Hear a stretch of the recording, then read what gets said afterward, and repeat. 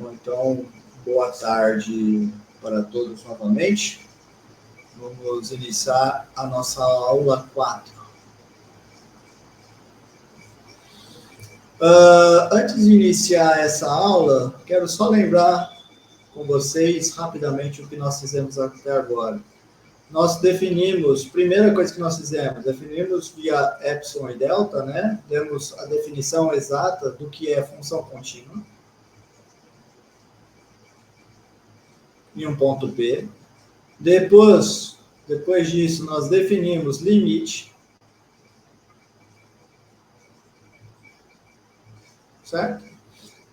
E em seguida, nós mostramos que uma função f é contínua em P, se e somente se eu tenho que P está no domínio da f, existe o limite de x indo a P do f de x, e além disso, esse limite é exatamente o f de P, ok? Nós vimos isso na aula passada. Bom, o que mais que nós vimos? Nós vimos também que o limite de x indo a P de uma constante, digamos C, é sempre igual a constante. E nós vimos também que o limite de x indo a P de x é igual a P, certo? Em seguida, nós vimos que as propriedades aritméticas de limite. Nós vimos que o limite de x indo a P de f de x mais g de x é igual, caso existam os limites, x indo a P da f de x mais limite de x indo a P da g de x. Ou seja, vimos que o limite da soma é igual à soma dos limites. Vale para multiplicação? Sim, também vimos. Vale para multiplicação. A multiplicação dos limites... A multiplicação dos limites é igual ao limite da multiplicação. Certo? Vimos também a divisão. A divisão dos limites é o limite da divisão. Deixa eu corrigir essas paradinhas aqui.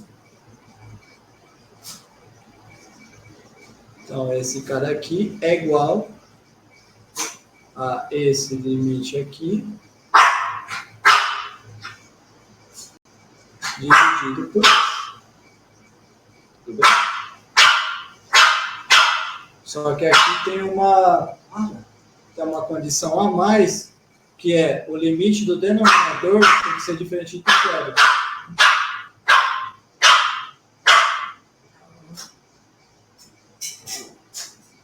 Ok? Então, nós temos essas coisinhas aqui. Bom, agora nós vamos usar esses objetos para fazer algumas coisas a mais. Tá bom? Bom, vejamos. Então, vou fazer agora sim começa a aula de hoje. Vamos calcular, por exemplo, o limite de um polinômio. Acho que tem alguém com áudio aberto, né? Vou botar todo mundo.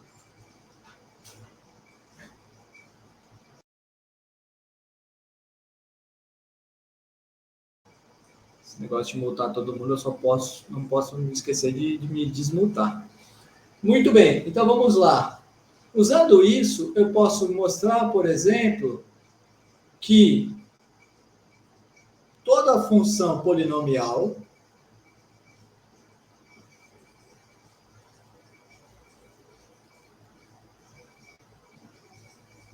é contínua.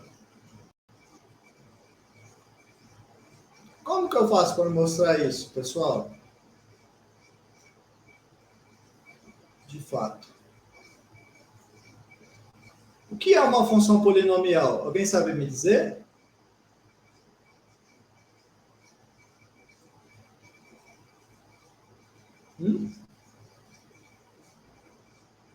Se a f é polinomial, isso quer dizer que...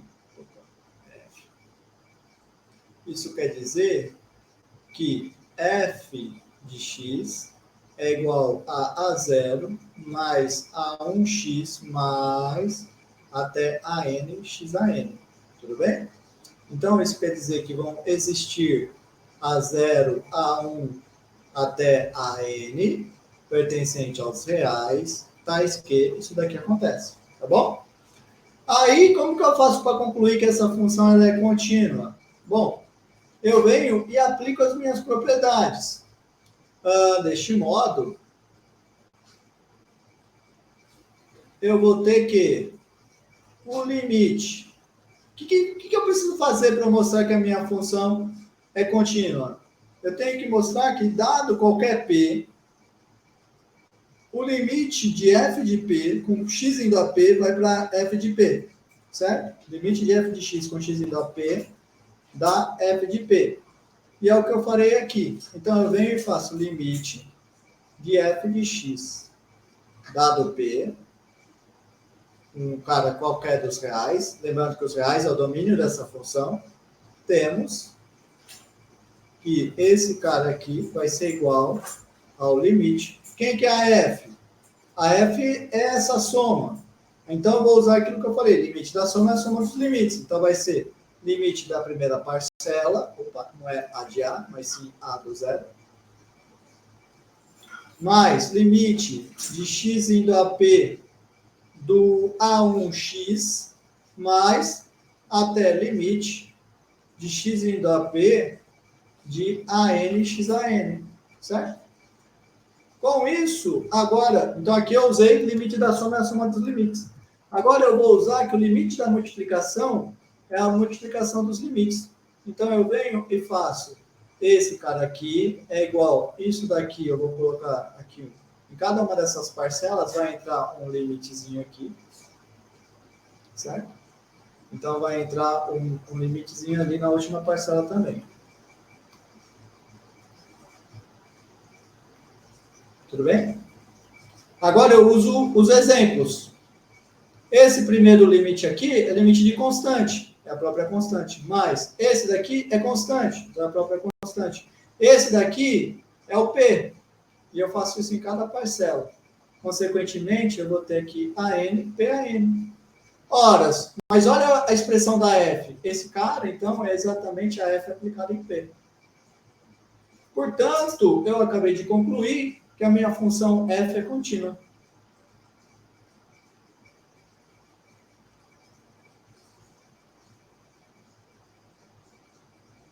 Tudo bem? Alguém ficou com alguma dúvida aqui? Não? Então, ó, uma vez que eu já sei isso, tá? Agora, para gente mais experiente, o que você vai fazer? Uma vez que você já está experiente, você pode simplesmente fazer assim. Pega essa função aqui. F de x igual a 3x à sexta menos 1/3 de x à quinta mais raiz de x... raiz de x não. Esse não pode. Mais raiz de π vezes x, por exemplo. Mais n neperiano. Essa função, se alguém te perguntar, essa função é contínua ou não é? Você pode simplesmente dizer sim, essa função é contínua, pois ela é polinomial. Agora, eu quero que vocês observem o seguinte. Na hora da prova, se eu só coloco essa função é contínua, você pode argumentar dessa maneira. Agora, se eu falar essa função é contínua, ponto final, justifique utilizando as propriedades aritméticas. Aí você vai ter que fazer uma coisa parecida com o que foi feito aqui. Limite da soma, a soma dos limites, limite da divisão, divisão dos limites, limite da multiplicação, multiplicação dos limites, e assim por diante. Se eu colocar, mostre que esse limite dá esse valor usando a definição de limite. Aí o que você vai fazer? Você vai fazer aquela história de, dado um epsilon qualquer, encontrar quem é o delta e blá, blá, blá. Tudo bem? Então, percebam que a mesma pergunta, essa função é contínua ou esse limite existe, eu posso enunciar ela de 3 maneiras distintas. Então, eu quero que vocês tomem cuidado na hora da prova, certo? Se eu não falar nada, posso usar exatamente que nem eu fiz aqui. Agora, tem esses 2 mundinhos que eu falei que você vai ter outras 2 justificativas distintas. Tudo bem? Não se esqueçam disso, tá? Tem que tomar cuidado com essas coisas, senão vai tomar errado na prova de bobeira. Eu falo, demonstre usando a definição e você usa a propriedade algébrica. Ou, ao contrário, eu falo, utilize propriedades algébricas e você vai e demonstra utilizando a definição. Bom, não estou falando que vai cair uma questão exatamente igual a essa na prova, mas caso tenha. Muito bem. Diga. O senhor conseguiria resolver essa daí com a propriedade que o senhor passou? Ah, tá, vamos fazer então. Se a questão da prova fosse assim, ó. Se a questão da prova fosse: mostre que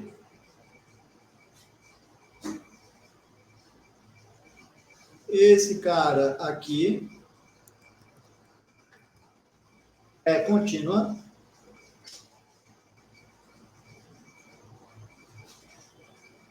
E daí, ponto final. E eu coloco aqui, justifique pelas propriedades aritméticas de limite. Aí, o que você teria que fazer? Vamos fazer bonitinha essa solução. Como ficaria a solução? Solução. Primeiro, note que o domínio da sua função é igual a todos os reais, certo? Depois,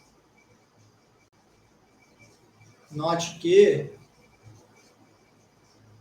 o limite de x indo a p, note que dado p pertencente aos reais, que é igual ao domínio, temos que o limite de x indo a p dessa função f de x é igual. Aí você vai e utiliza as propriedades algébricas. Primeiro, o limite da soma é a soma dos limites. Limite de x indo a p de 3x à sexta, mais limite de x indo a p de menos 1 sobre 3 vezes x à quinta, mais limite de x indo a p de raiz de π vezes x mais n neperiano, certo? Depois, você vem e usa aqui o limite da multiplicação, a multiplicação dos limites. Indo a p de 3, limite de x indo a p de x à sexta, mais limite de x indo a p de menos 1/3, vezes limite de x indo a p de x à quinta, mais, continuar aqui na linha de baixo, limite de x indo a p da raiz de π, vezes o limite de x indo a p do x, mais o limite de x indo a p do n neperiano. Aí você vem agora e coloca aqui igual, e você vai fazer a justificativa. Qual é a justificativa?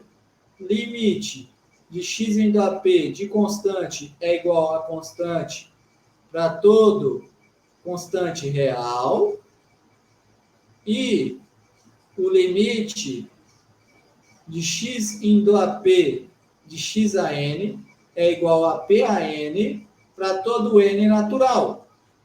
Feito isso, você vem e coloca. Então, esse cara aqui vai dar limite de constante, 3p à sexta, mais menos 1/3 p à quinta, mais raiz de π vezes p, mais e.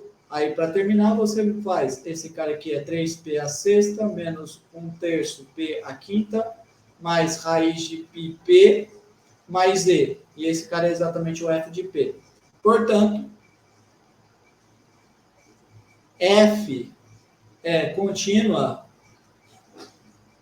em cada p no domínio, concluindo que a f é contínua.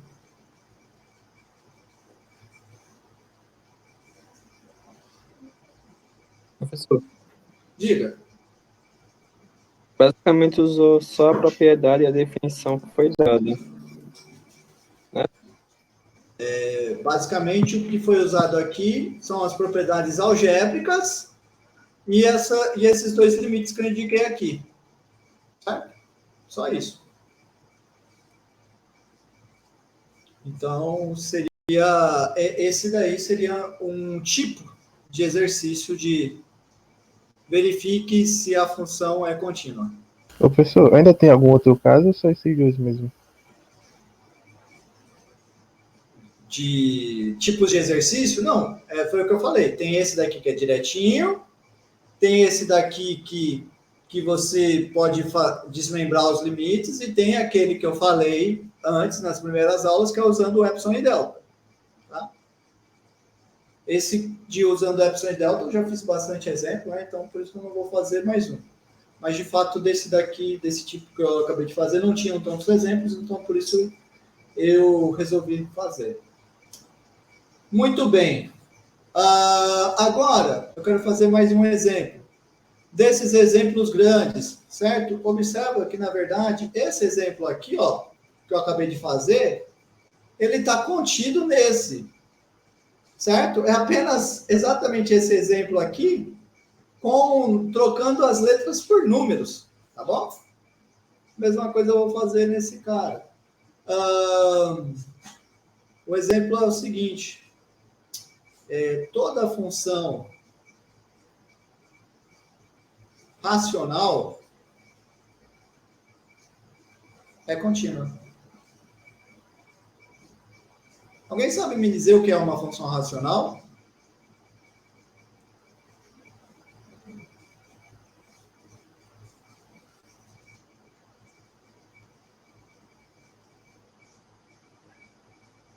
Não?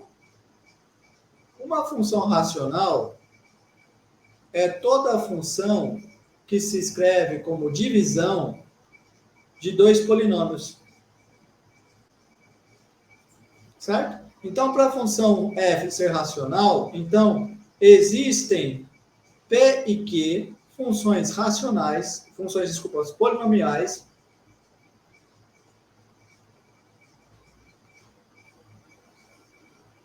tais que a f se escreve como p sobre q, tá bom? Bom, agora observe o seguinte. Professor, Diga. então a função racional é uma função polinomial? Não. Não. Função racional é divisão de dois polinômios, certo? Mas não é um polinômio. Por exemplo, essa função aqui, f de x igual a x ao quadrado mais 1 dividido por x menos 1.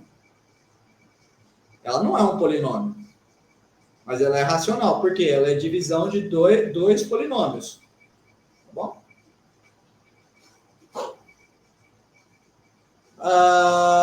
Continuando.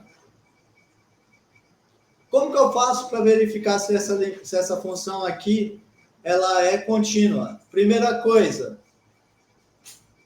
note que quem é o domínio da minha função f? O domínio da função f vai ser o conjunto de todos. Agora aqui não foi uma boa escolha colocar p, né? Vou dar outro nome, chamar de h. Porque geralmente p eu pego o ponto. É o conjunto de todos os números reais, tais que o de baixo, aplicado nesse p, é diferente de zero. Tá bom? Esse é o domínio da minha função. Agora eu quero saber se essa função é contínua. Para isso eu faço assim, ó. E se P pertence ao domínio da F, então o limite de x indo a P da F de x é igual. Ó, limite da divisão é a divisão dos limites. Então, esse cara aqui vai ser o limite de x indo a P da H de x sobre o limite de x indo a P da Q de x. Igual. Agora você vai fazer uma justificativa. Qual é a justificativa? Lembra que eu acabei de mostrar que todo polinômio é contínuo? Toda função polinomial é contínua. Então, se a função polinomial é contínua e a h é contínua, isso quer dizer que o limite da h de x com x indo a p dá o h de p. Se a função q ela é um polinômio, eu tenho que a q é contínua. Se a q é contínua, então o limite da q de x com x indo a p vai para onde? Vai para q de p. E esse cara aqui é exatamente o f aplicado em p.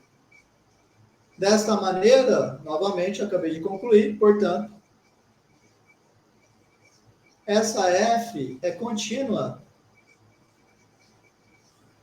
em cada p pertencente aos reais. Opa, não aos reais, desculpa. Porque não pode ter q de p igual a zero. Domínio da f, que é quando o q de x é diferente de zero. Ora, mas se uma função é contínua em cada ponto do seu domínio, eu concluo que f é contínua.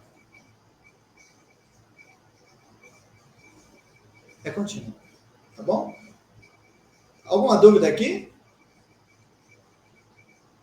Quero fazer um exemplo importante para vocês não se confundirem agora. Oi, diga. Você vai fazer outro exemplo, com o mesmo exemplo, parecido? Eu vou fazer outro exemplo. Vou fazer um exemplo agora. Esse daqui, ó, é uma função racional, certo? Essa aqui é função racional.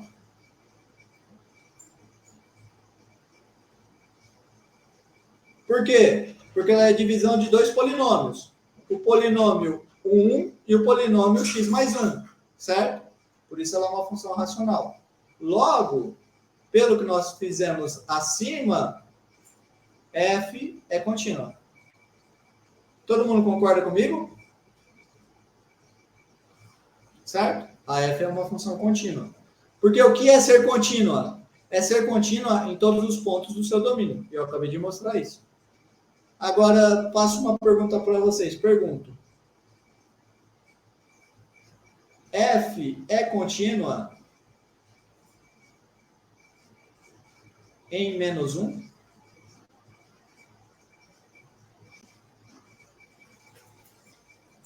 A f é contínua em menos 1, pessoal? Não. Não. Por que não? Denominador ia dar zero? Na verdade, é porque o menos 1 não está no domínio da função. Então, pessoal, eu quero que vocês tomem cuidado. Dizer que uma função é contínua, não se esqueçam, não é dizer que ela é contínua em todos os pontos, mas sim dizer que ela é contínua em todos os pontos do domínio. Tá bom? E esse exemplo eu acho importante porque ele ilustra muito bem isso.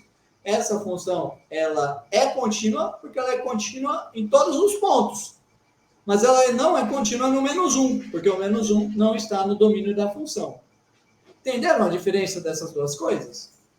Dizer que a função é contínua não é a mesma coisa que dizer que ela é contínua em todos os números reais. Muito bem.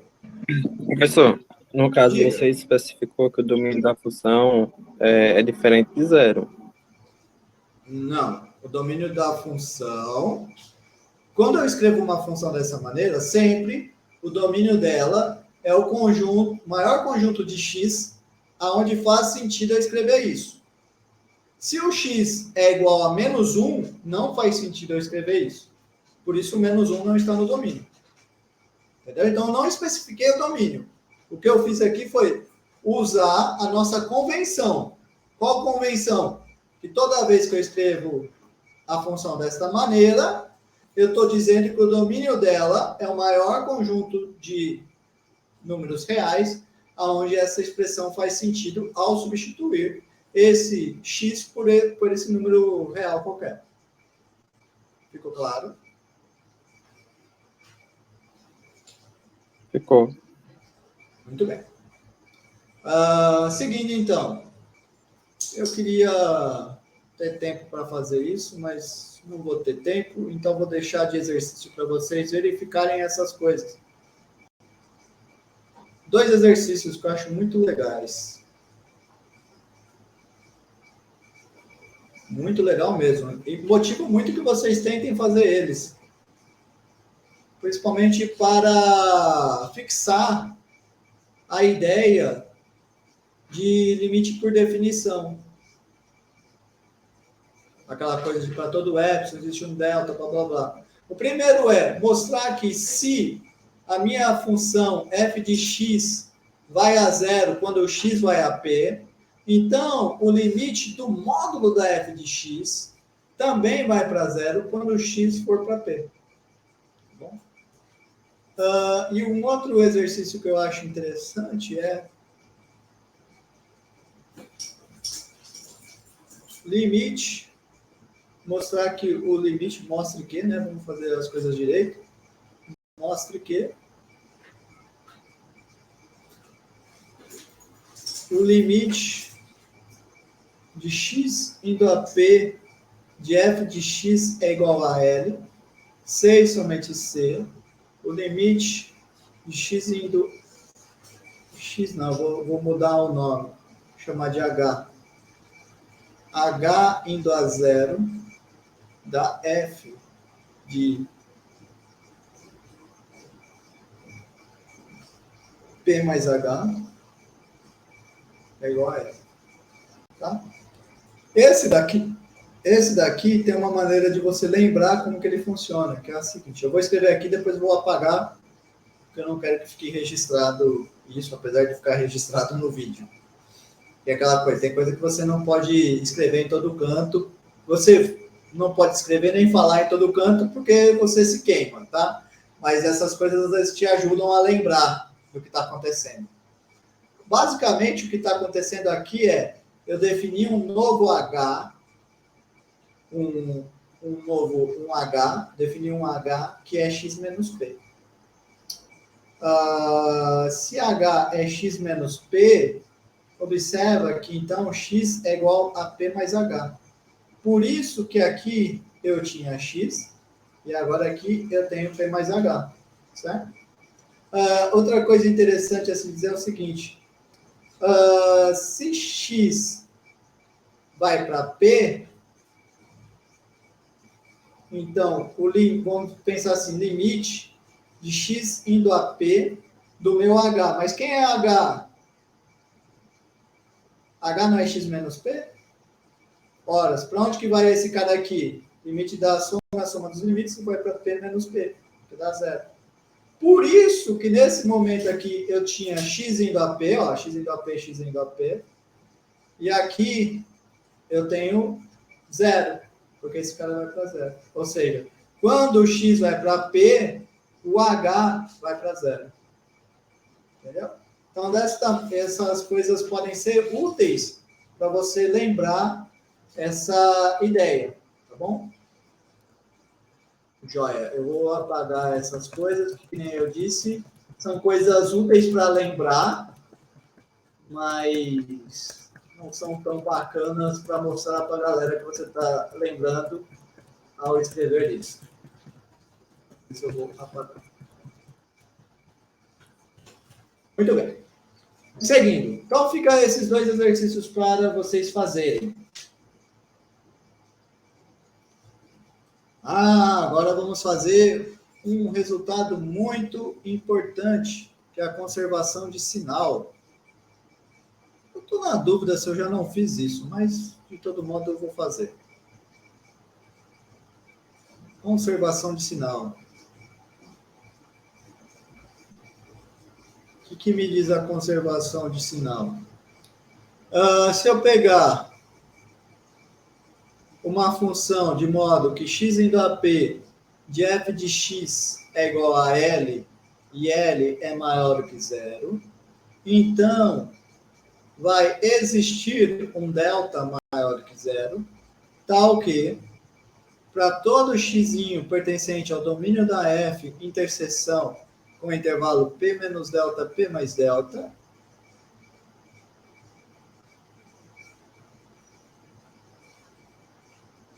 deixa eu trocar isso aqui.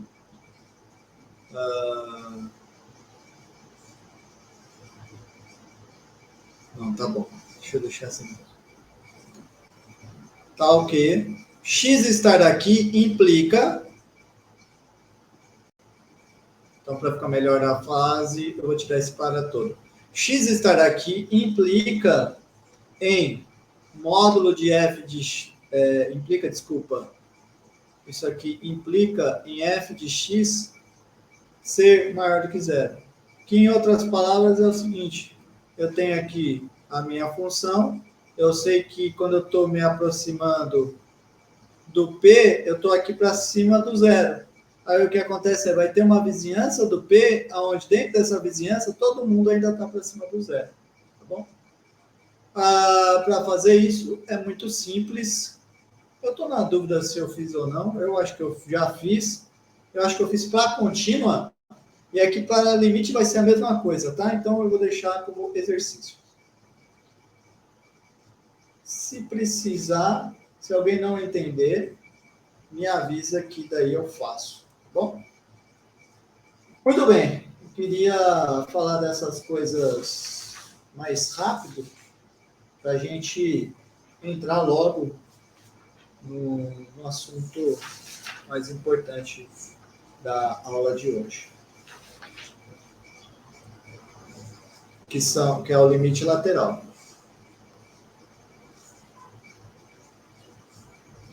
Limites laterais. O que acontece com o limite lateral? Vamos pensar uma coisa comigo. O que é um limite, né?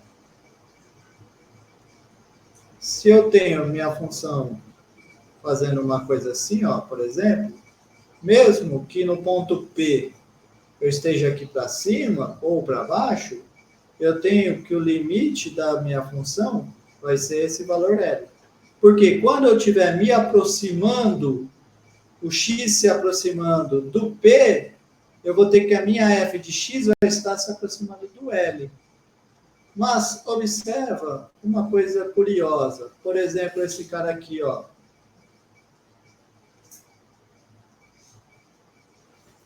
Aqui eu não tenho igual no outro, né? Não tem um valor L em que a minha função vai estar se aproximando desse valor L. Por quê? Você pode pensar assim, tá? Se eu pegar x à esquerda do P, eu sei que quando o x está se aproximando do P, a f de x está se aproximando do L2. Mas se eu pegar um x à esquerda,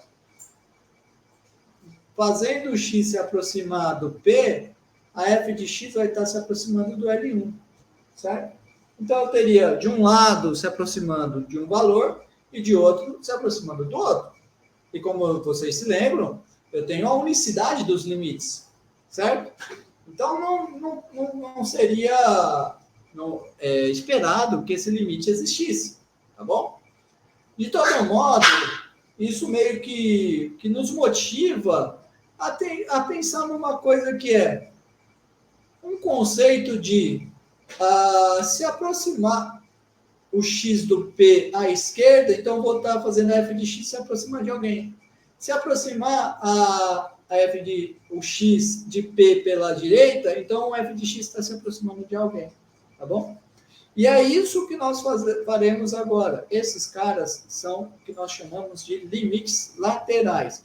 Então, eu vou colocar aqui a definição e eu vou manter essas cores, tá? O limite lateral se aproximando à esquerda, eu vou deixar em preto, e à direita em verde, certo? Então, demonstração não, definição. Eu vou pegar y seja y igual a f de x, uma função.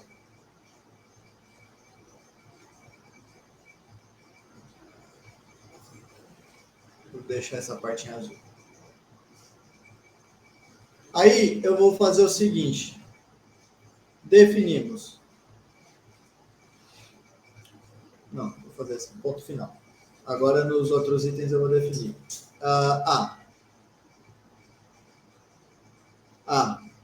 Se P é um número real, tal que o intervalo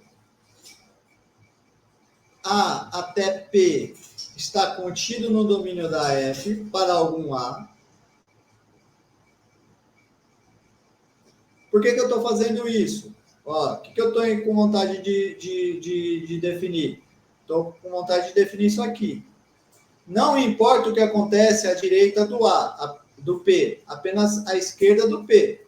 Mas para isso eu tenho que ter a garantia que pelo menos esse intervalo aberto aqui, ó, de A até P, esteja dentro do domínio, certo? Então, se P é um número real, tal que esse intervalo está dentro de domínio de F para algum A, definimos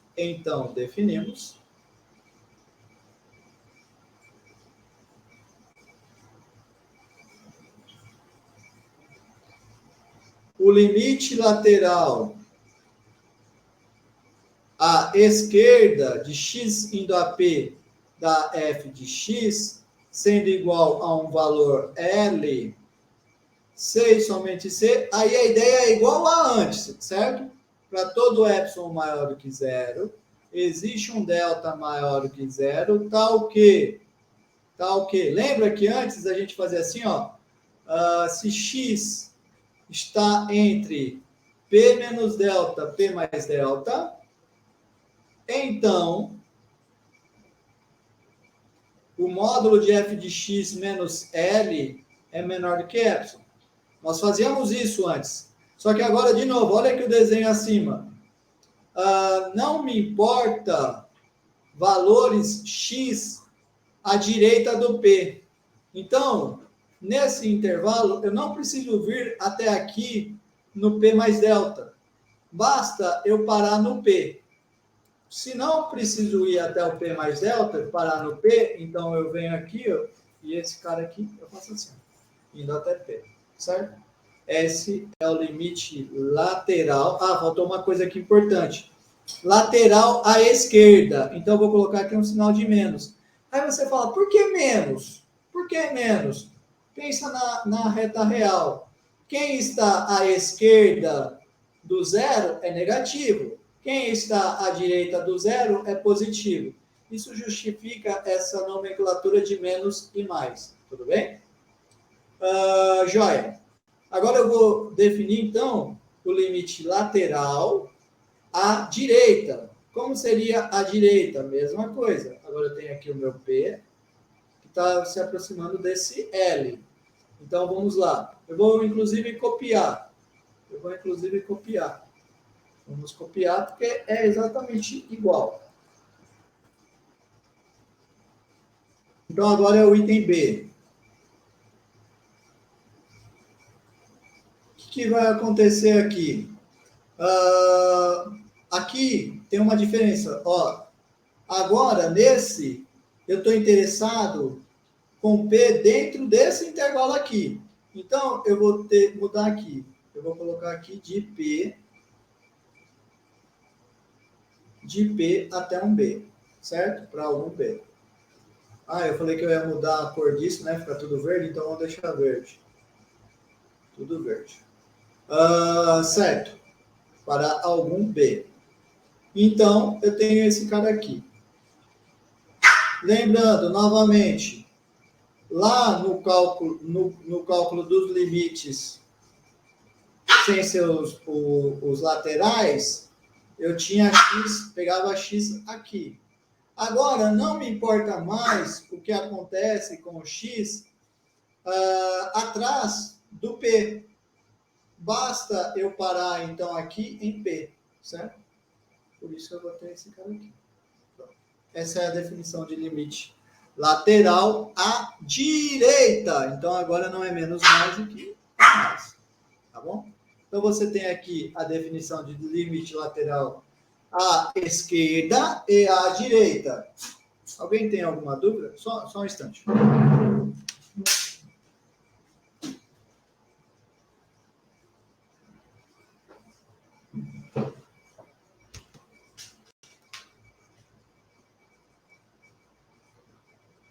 Alguma dúvida até aqui, pessoal? Todo mundo entendeu essas definições de limites laterais? Então, esses são os limites laterais à direita e à esquerda. Muito bem.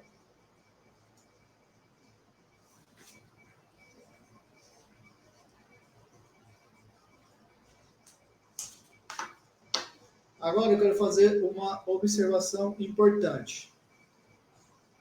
Olha aqui uma coisa comigo. Olha uma coisa importante comigo. Olha só. Suponhamos que o limite exista.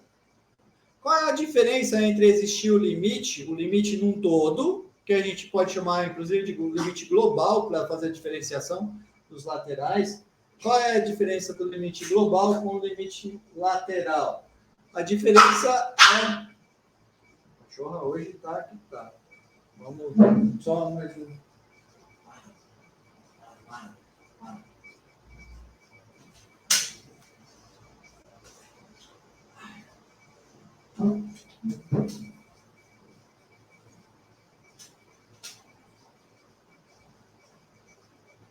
Bom, então, de novo, deixa eu falar o que eu estava dizendo.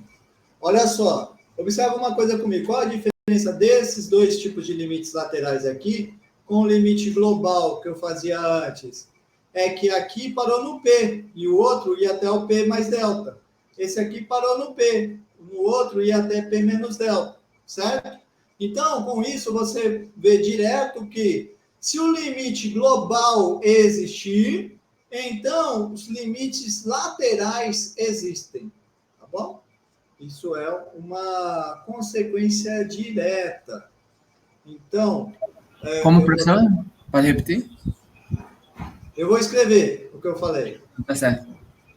Se limite de x indo a p da f de x existe, e esse limite de x indo a p da f de x é L, então, automaticamente, por causa do que eu acabei de justificar, vão existir os limites laterais.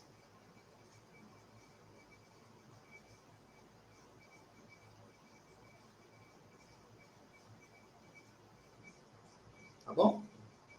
Isso é uma consequência direta. Essa é uma observação. Agora eu quero fazer uma segunda observação. Segunda observação, a mesma ideia. De se o limite global existe, então é facinho eu olhar os limites laterais. Segunda observação que eu quero fazer é o seguinte: se o limite de x indo a p da f de x é igual a L, ele existe e é igual a L, e eu tenho uma outra função g, de modo que a g de x é igual a f de x para todo x que está dentro de um intervalo à direita, à esquerda do P. Ou seja, para todo x dentro de um intervalo A até P para algum A. Certo? Se acontecer isso, algum A menor do que P, lógico. Se acontecer isso, então, só colocar na definição dos limites, vou deixar de exercício para vocês fazerem isso. Você vai ter que o limite de x indo a p à esquerda da minha função g de x vai ser igual ao L. Deixa eu fazer um desenho para ilustrar isso. Suponhamos que essa daqui seja a minha função f, certo? Agora, eu vou desenhar a minha função g. A g eu sei que a partir de um certo A até P, ela coincide com a F. Então, a minha função G, ela estaria, por exemplo, aqui, fazendo isso aqui. Ó. Certo? Então, observa que a minha função G, de fato, ela está... quando aqui não é B, desculpa, aqui é para ser P. Aqui é P.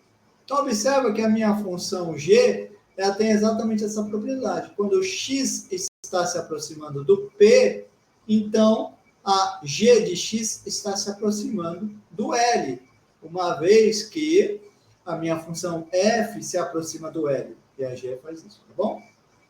Então, deixa eu fazer sobrescrito para ver se fica melhor. Vamos ver. Vocês me falam se o desenho ficar pior, vocês me avisam. Mas talvez fique melhor fazer assim, ó. A minha função G está aqui, ó, em cima desse mesmo cara. Talvez, quando sai daqui do A, ela muda completamente. Vai para cá, vai lá, não. Mas o que importa é, daqui até aqui, ela é igual a F. Certo? Então, eu vou ter esse resultado. Tudo bem? Alguém ficou com alguma dúvida nisso? E a mesma ideia, se vale para o limite lateral à direita, à esquerda, vai valer também para o limite lateral à direita. Se existe o limite de x indo a p da f de x e ele é igual a L, e a minha g de x, agora do outro lado, g de x é igual a f de x para todo x dentro de um intervalo PB para algum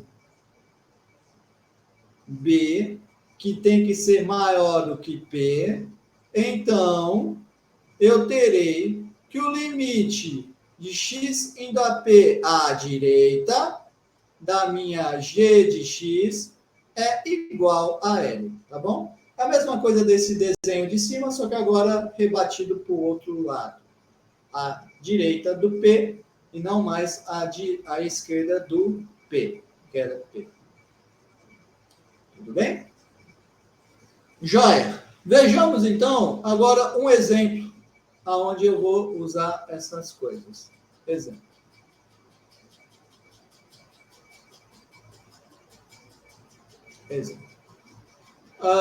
Seja f de x igual a x ao quadrado, quando x é menor do que 1, e 2x, quando x é maior do que 1. Pergunto para vocês, quem são os limites laterais dessa função?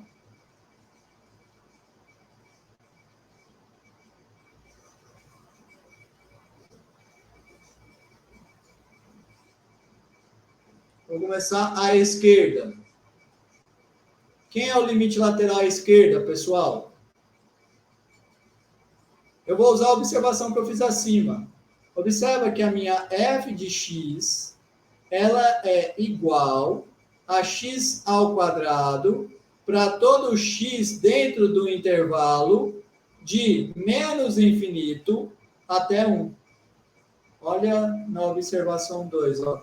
Se tiver um intervalo de a até p, em que as funções são iguais, então o limite da função é igual ao limite lateral.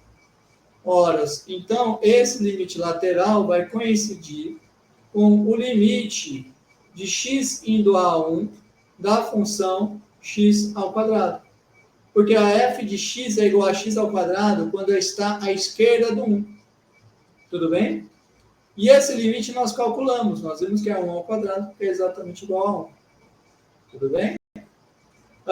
Por outro lado, vamos agora calcular... É só 1 mesmo ou é 1 pela esquerda? Oi? O senhor colocou ali, limite de x tende a 1. É 1 pela esquerda? Não. É 1 mesmo. É igual aqui, ó. É igual aqui, ó. Ó, esse limite, ó, não é da esquerda, né? Era um limite global. É a mesma coisa do que está escrito aqui. Tudo bem? É um limite global.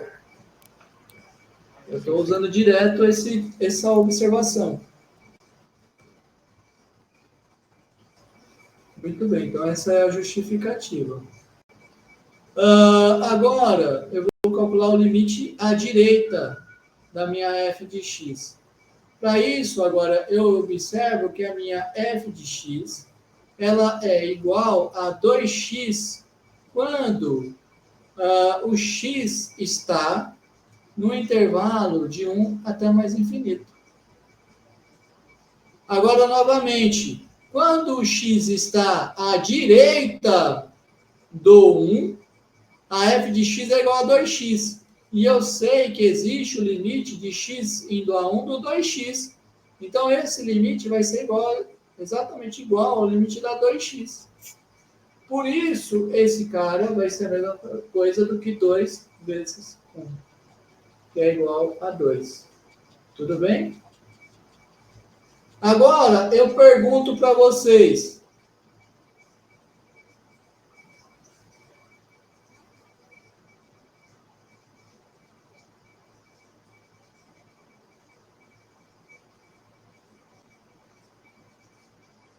Existe o limite de x indo a 1 da f de x?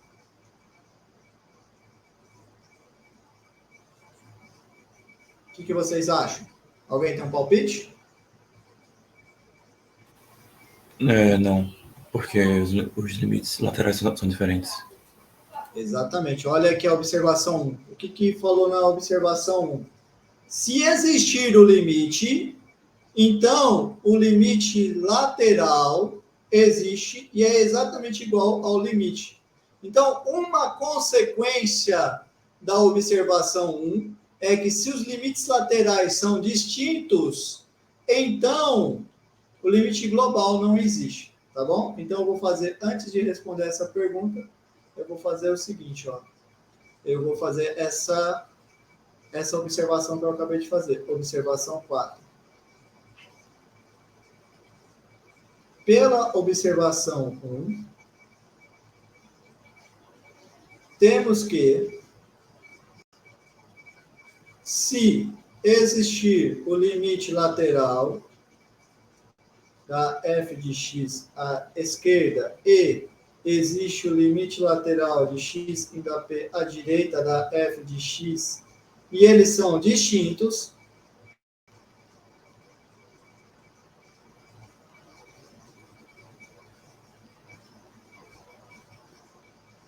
então não existe o limite global. Agora, voltamos na nossa função que eu estava lá no exemplo. Ó. Pelo exemplo, vamos voltar nessa função. Esse cara aqui. Deixa eu tirar essa coisa aqui.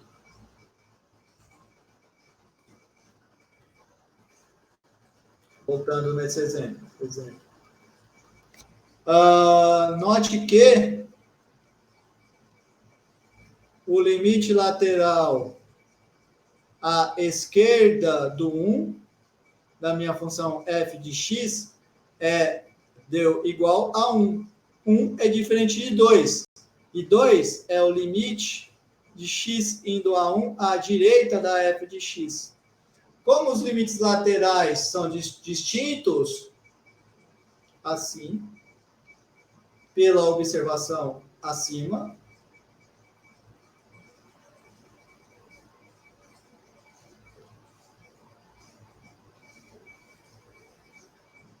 não existe o limite de x indo a 1 da f de x. Tudo bem? Alguém ficou com alguma dúvida nessa questão? O senhor poderia repetir essa observação 4? Sim, com certeza. Olha o que me diz a observação 1.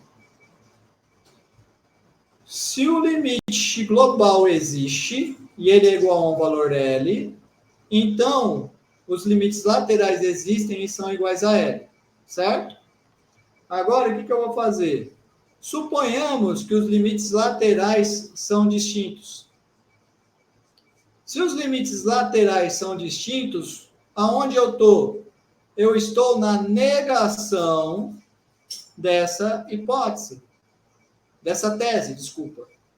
Então, negando a tese, eu chego na negação da hipótese. Qual é a negação de existe o limite? Não existe o limite. Então, uma negação desse resultado, uma consequência disso aqui seria, se os limites laterais se os limites laterais existem, mas são distintos, então o limite global não existe, tá bom? Deixa eu repetir que eu confundi na hora. Entendi agora, entendi. Se os limites laterais existem e são distintos, então o limite global não existe. Tem outras consequências também disso, mas que eu não vou me aprofundar muito agora, porque a gente não vai usar. Por exemplo, se não existir um limite lateral, então automaticamente não existe um limite global, tá? Mas, de novo, esse daqui eu não vou me aprofundar muito, porque eu acho que talvez eu vou mais trazer confusão para vocês do que benefício. Então, ficamos apenas com essa observação 4. Se os limites laterais existem, mas eles são distintos, então não existe o limite global. Tá? Deixa eu só escrever a palavra inteira aqui. Existe. Muito bem. Vamos fazer mais um exemplo.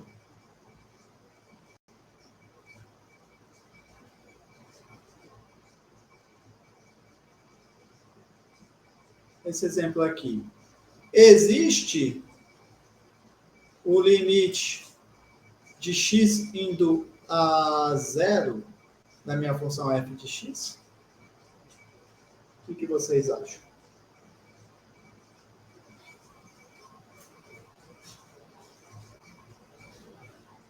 Bom, primeira coisa para fazer isso, eu tenho que escrever quem é a minha f. Então, eu noto o quê? Note que a f de x é igual a módulo de x sobre x. Quanto que é o módulo de um valor x, pessoal? É menos x se x é menor que zero, ou x se x é maior ou igual que zero.